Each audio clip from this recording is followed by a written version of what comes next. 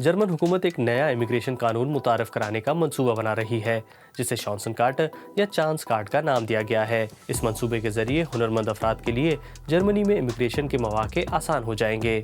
मिसाल के तौर पर, अगर आपके पास डिग्री के साथ साथ मुलाजमत का 3 साल का तजर्बा है, आप जर्मन ज़बान लिख पढ़ और बोल सकते हैं, या फिर आप जर्मनी में रह चुके हैं और आपकी उम्र 35 बरस से कम है, तो आप जर्मनी में काम करने के लिए अहल हो सकते हैं।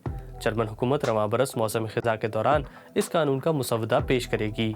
अगर ये कानून मंजूर हो गया तो जर्मनी के लिए ये एक बड़ी जीत होगी, क्योंकि मुल्क में स्किल्ड वर्कर्स की शदीद कमी है। मसलन इस वक्त जर्मनी में 5 लाख से ज़ायद केयर वर्कर्स दरकार हैं। दूसरी तरफ मुल्क की आबादी में मौमर अफराद की तादाद भी बढ़ रही है। जर्मनी के IT सेक्टर में भी 1 लाख हुनरमंद अफराद की किल्लत है।